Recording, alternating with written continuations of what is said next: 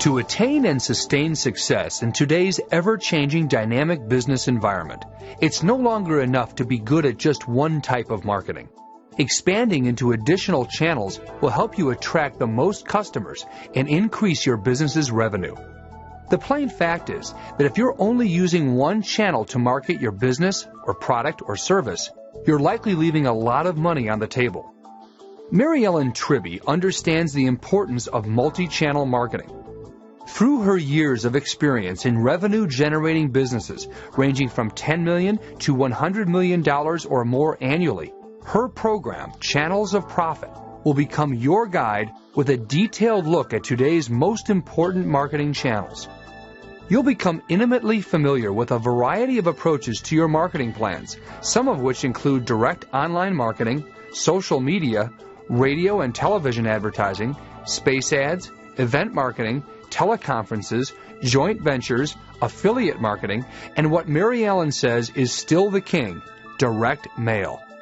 Today's challenge becomes not whether to be a multi-channel marketer, it's knowing which channels to select and how to use them to multiply your sales and profits. Once you gain a firm understanding of these channels, you'll learn how to ultimately create a successful marketing campaign with each one, and best of all, learn how to synthesize them for a powerhouse effect. You'll also learn what mistakes to avoid along the way. If you're ready to grow your company, attract new customers, and increase your profits, adopting a multi-channel approach to marketing today will guarantee success tomorrow. You'll deepen your customer relationships as you increase your bottom line. And now, the Nightingale Conant Corporation is very pleased to bring you Mary Ellen Tribby.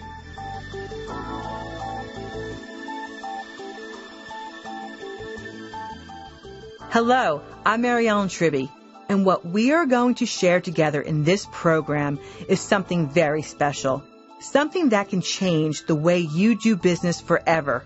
We're not going to talk about the tricks of the internet or the latest online secrets.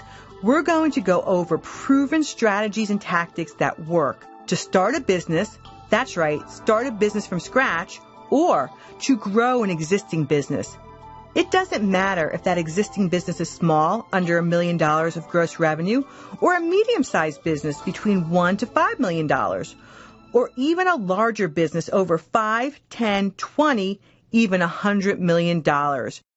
Because these fundamentals are the most powerful tools. They do not alter based on the size of the business. Sure, you have plenty of aspects in business that are scalable, depending on the revenue and the number of employees you have, but that's not what we're going to talk about today. What we're going to share together is applicable to your business, and guess what? Even if you're working in someone else's business and want to become the superstar of that business, pay close attention, because once you understand what I'm going to share with you, you'll be able to stand head and shoulders above your colleagues. These are not only proven strategies that I've used for the last 25 years. These strategies are the ones that I used to grow Early to Rise from $8 million to $26 million in just 15 months when I served as CEO and publisher. The same ones I used to grow Weiss Research from $11 million to $67 million in just 12 months. These are the same ones I used when I ran a division of Forbes, Time Mirror magazines, and Crain's New York business. I am going to give you my lifetime of experience, and that started long before my adult business career.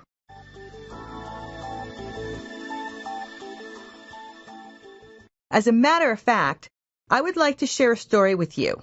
One that when I read it for the first time resonated with me so deeply because of my own personal philosophy on life and business. The story is called A Lifetime of Work, and it goes like this. A French woman, upon seeing Picasso in a Parisian restaurant, approached the great master and insisted that he put down his coffee and make a quick sketch of her. Graciously, Picasso obliged. When he was done, she took the drawing, put it in her handbag, and then pulled out her billfold. "How much do I owe you?" she asked. $5,000 was Picasso's reply. $5,000? But it only took you 3 minutes, she exclaimed. No, Picasso answered. It took me all my life. This is so dear to my heart because what we are going to share over the next few hours is the lifetime of my work. Not tricks and technical cloak and dagger kind of secrets. Everything we discuss can be used whether you have an online business, a brick and mortar business, such as a salon or grocery store, and if you are just starting out and want to build strictly an online business, that's great too. But here is the biggest myth buster of all. Ready? This is big. Your online success has nothing to do with the internet. That's right, I'll say it again.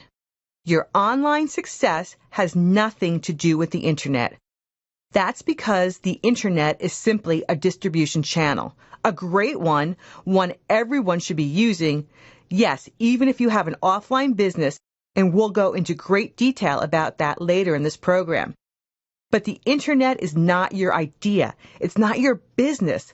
This is why your success in business has everything to do with the fundamentals we're going to go over and how to apply them to your business.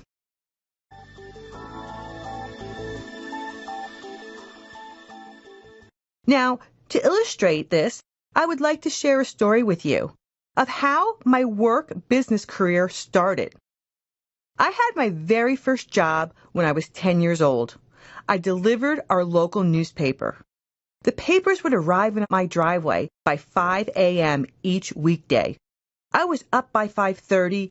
I would load the newspapers on the back of my bicycle, and by 7 a.m., when most 10-year-olds were just waking up and starting on their Cheerios, I had already delivered the newspaper to 34 homes. More importantly, by 7 a.m. each morning, I had an overwhelming sense of accomplishment. You see, in 1971, there were 3 main television stations, a few AM radio stations, and no internet. The daily newspaper was the window to the world for most people in my hometown. It introduced us to people and places most of my townsmen would never meet or see in their lifetime.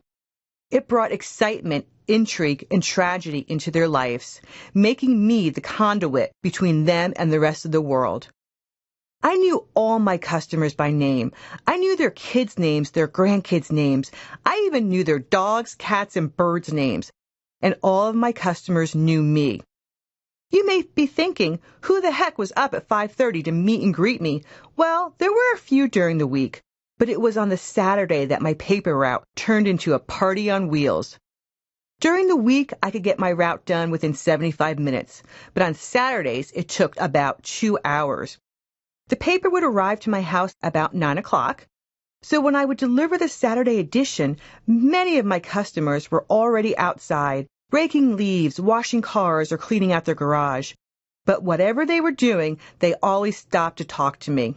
This didn't bother me. In fact, I enjoyed talking to my customers. They told me fascinating stories about their lives. They invited me into their homes and shared lifelong souvenirs, whether it was an exotic stamp collection or family photos. I felt honored that they wanted to share those moments with me. They would ask me in for breakfast. I sampled goodies I didn't even know existed, nothing like the oatmeal I was used to. And on a couple of occasions, they even washed my bicycle. Here were people just a few months prior that were complete strangers, and now they were surrogate parents, grandparents, aunts, and uncles.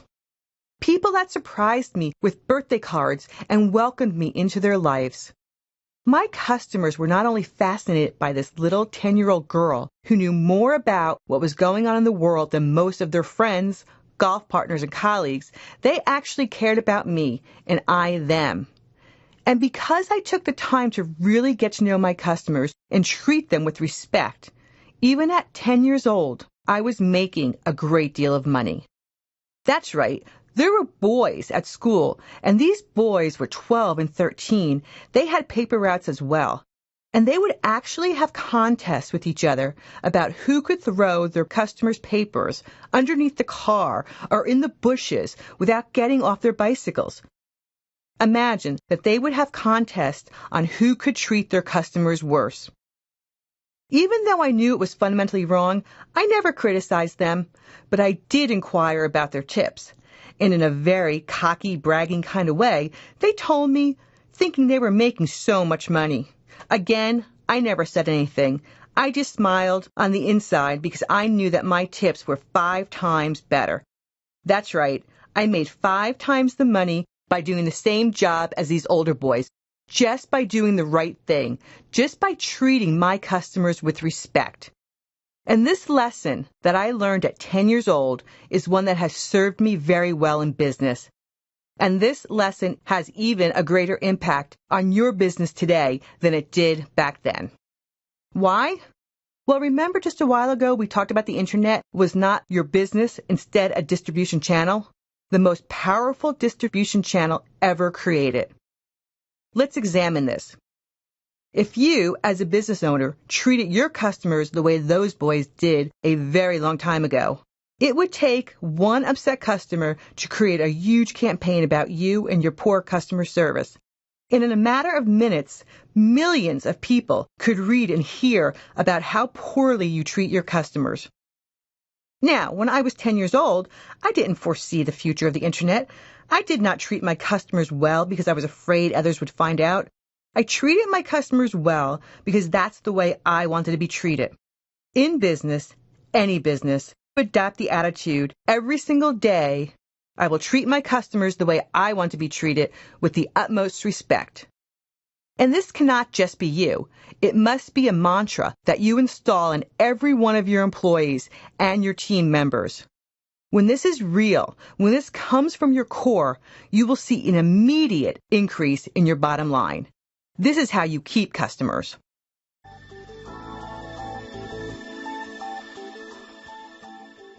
Now, of course, before you keep your customers, you have to acquire your customers.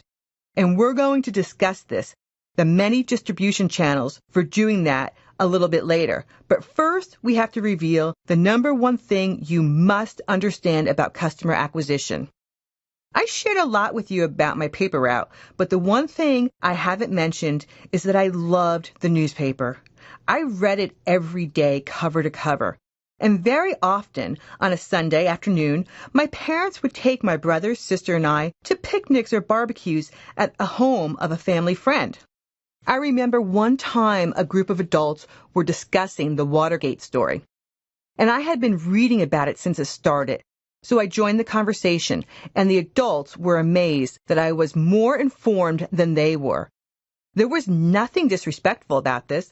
They would ask me a question, and I would simply answer it.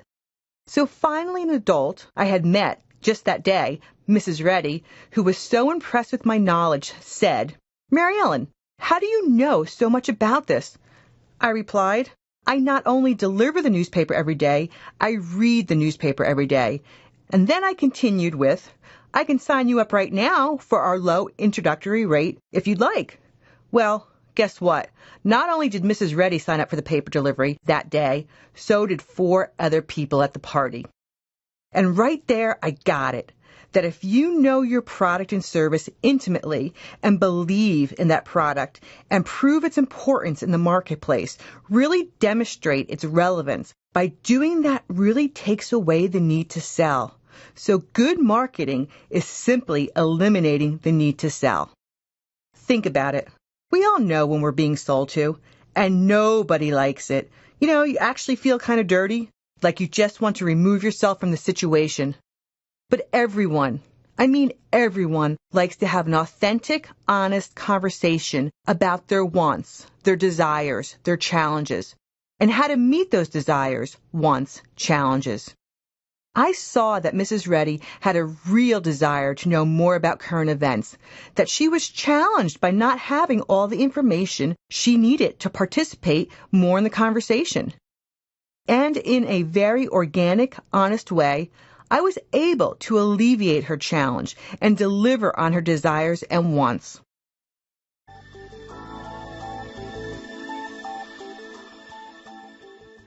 As the years went on, I learned many more lessons from my customers.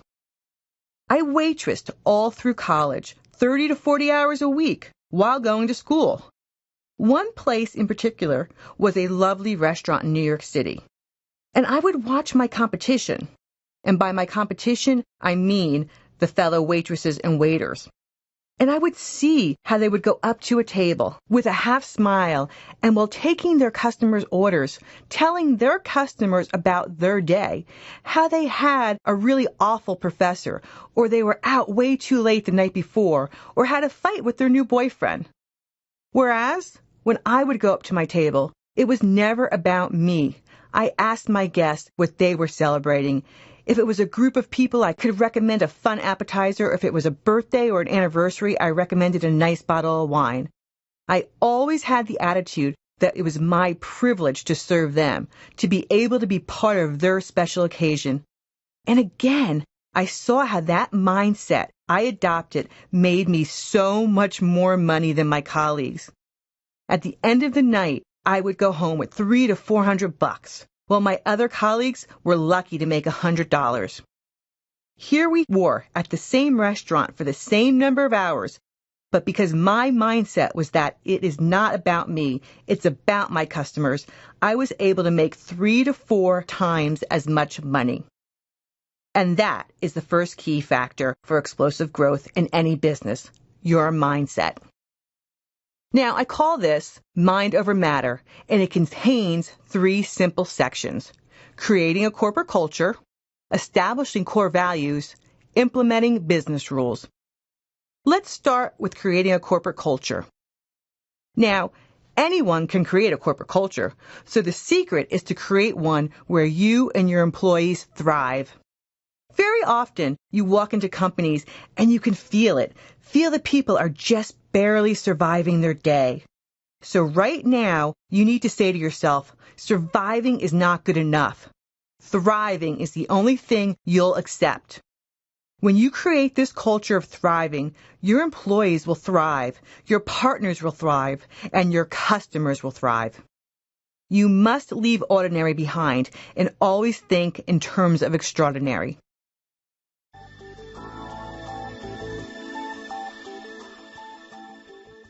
Two is establishing core values. Many very experienced business people and entrepreneurs make a huge mistake by not crafting a mission statement and core values. They think it's too touchy-feely, but they are way off. If you do not understand what your mission is and the values you own, how can you possibly build the right team and meet your goals? You can't. So I'd like to go over what a mission statement really is. A mission statement is a formal, short, written statement of the purpose of your company or organization. The mission statement should guide the actions of an organization, spell out its overall goal, provide a sense of direction, and guide decision-making. Mission statements often contain the following: the purpose and aim of the organization. It defines what the company is. Its responsibilities of the organization, its product and services offered. It defines what the company aspires to be. It should be broad enough to allow for creative growth. It should distinguish the company from all others, and it should be clearly stated so that it is understood by all. If you don't know how to craft a mission statement, start by asking this question: why does my company exist? Once you really know the answer, your mission statement will write itself. When I started WorkingMomsOnly.com, I knew why I started my company. So my mission statement is very clear. I'd like to share that with you. Our mission is to supply the tools that can give every working mom the ability to lead a healthy, wealthy, more balanced, blended lifestyle. To create a community where millions of working moms from all over the world come together in support and celebration of each other. I live this mission statement every day. Every new employee who comes into my company understands why we exist. And it's not only for my full-time employees. It's for all the freelance talent I use, any vendors I do business with, my joint venture partners, and certainly my customers. We post our mission statement right on our website.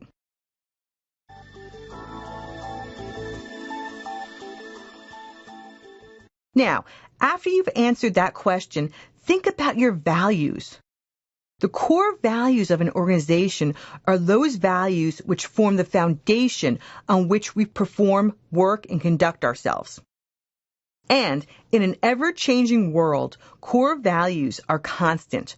Core values are not descriptions of the work we do or the strategies we employ to accomplish our mission. The values underline our work, how we interact with each other, and which strategies we employ to fulfill our mission. The core values are the basic elements of how we go about our work. They are practices we use or should be using every day in everything we do. Now, as far as WorkingMomsOnly.com, here's my core values. They're very simple, but they work. 1. We're committed to enhancing our customers' financial, intellectual, and physical well-being. 2.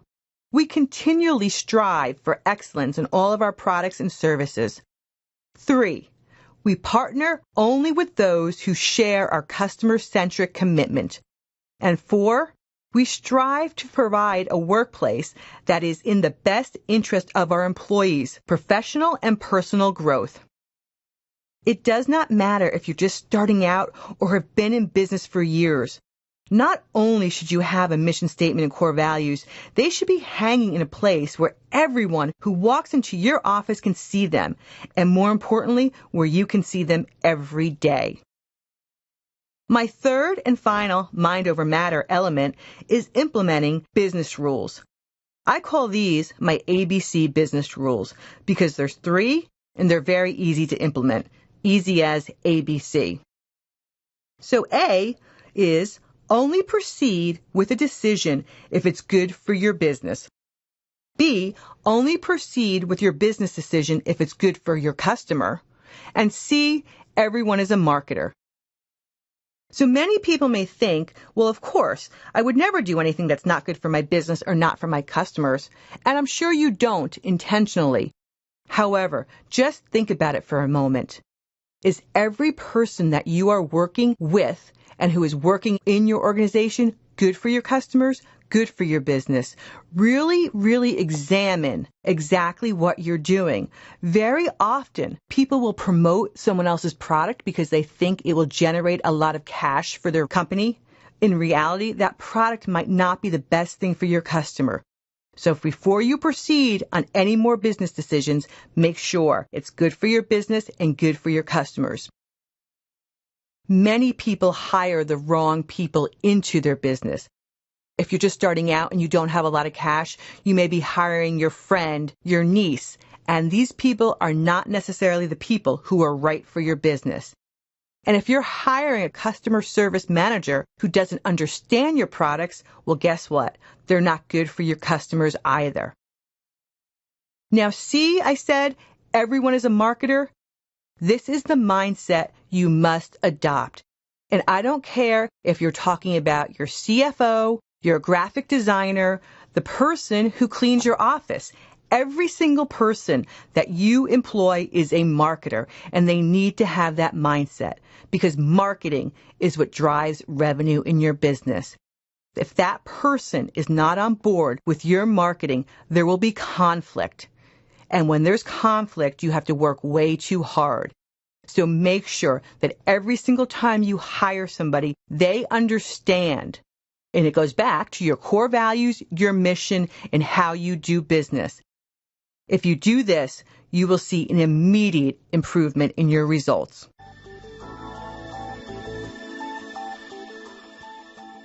Now, the second factor for explosive growth is mastering direct response marketing fundamentals.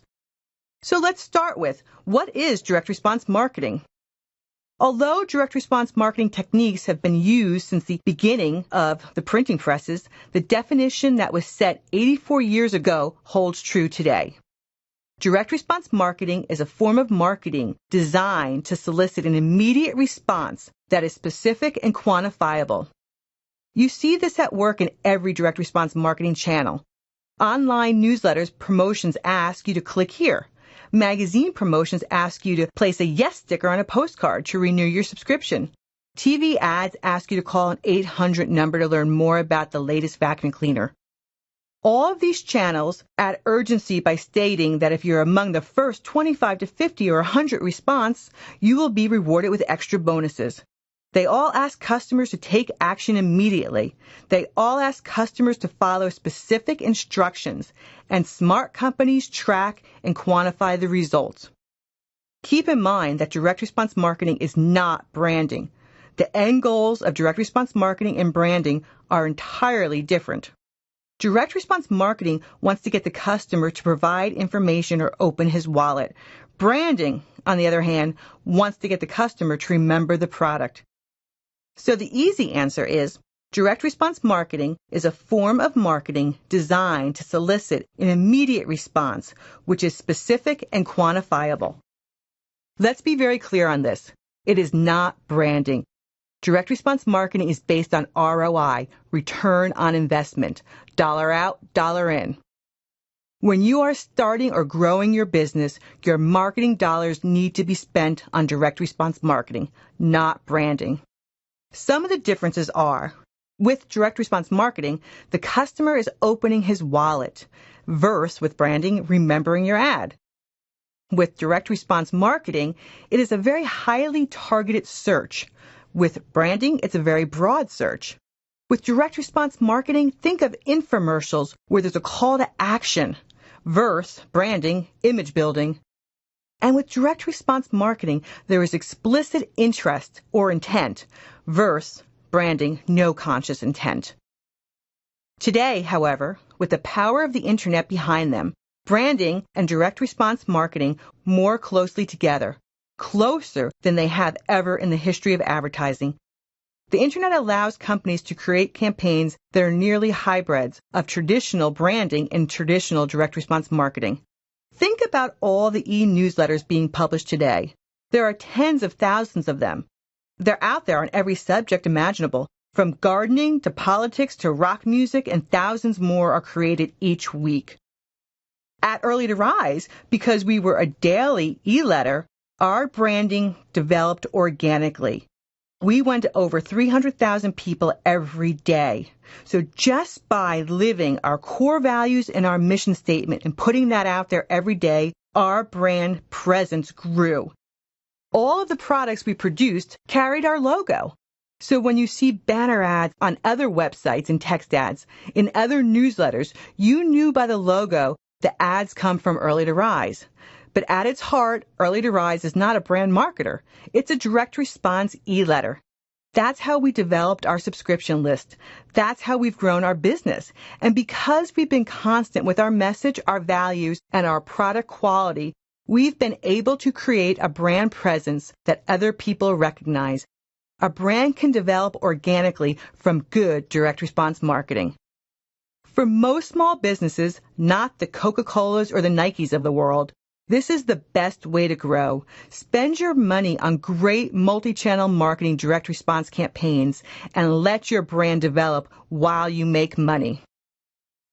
Now, every single direct response marketing message should get the attention of the targeted prospect from the very start.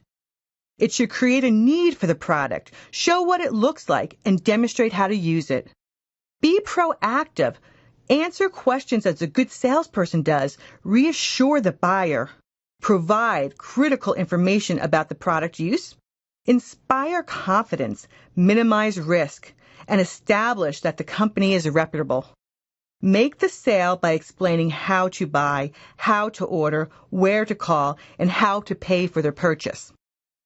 On the next CD, we're going to discuss in detail all the fundamental elements that you must master and the 3 key elements every direct marketing campaign must include.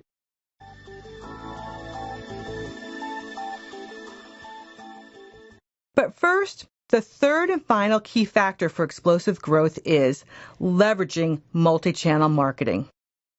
So let's answer the question, what the heck are channels? Channels are the manner or form in which you communicate with your customers and prospects or ask them to purchase. So multi-channel marketing is simply offering customers and prospects more than one way to buy. Many think that there are basically 2 channels, online and off. This is not correct. Those are simply categories. When we talk about online direct response marketing, there are many channels such as dedicated emails, text ads, banner ads, code registration, polls, and these are just a few that we'll be going over. When it comes to offline marketing, there are a bevy of channels to choose from, like direct mail, direct print in magazines, newspapers, catalogs, radio, television. Many of you may be saying, well, I'm using one channel of marketing and that's enough. Well, it's not. Not when your competition is gaining market share. Not when we know for a fact that customers who buy from 2 channels versus 1 channel are between 20 to 60% more valuable. Customers who buy from 3 channels versus 1 channel are 60 to 125% more valuable. Plus, multi-channel customers buy a wider range of products. And if that's not enough, how about, as a marketer, you reach your customers in a way he or she wants to be reached? That way, you are solving your customer's problem. You also are solving your own problem by converting this person to a paying customer. Multi-channel marketing is good for your customers and it's good for your business. Sound familiar? Multi-channel marketing is leverage at its very best. It's like getting paid over and over for work you've already done. By the time you've completed this CD set, you will have my very best secrets, strategies and tactics that have taken me a lifetime to perfect. Now you have my playbook. You have a serious shortcut to building your business because I'm actually going to share with you some of my biggest mistakes and blunders and how you can avoid them. I can promise you, this is going to be candid and raw.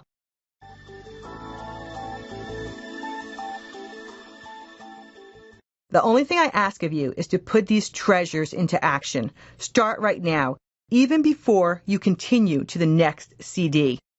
If you don't already have a mission statement, write it now. Saying, well, I have one in my head is not good enough. Put it on paper. Be very clear on why your organization exists and what are the core values you do business by. Also make a list of channels that you regularly use for your business.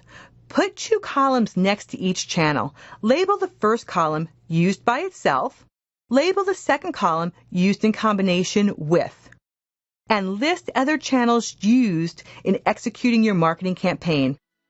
If you have not tested or used many different channels, or if you've left the last 2 columns blank, don't worry. We're going to identify the core of multi-channel marketing. Then later, we'll discuss each individual channel and show you how to combine them to get the biggest profits from every marketing campaign. After you finish this assignment, please join me in the next CD where we're going to go over our low-hanging fruit, where you actually start to bring incremental revenue into your business.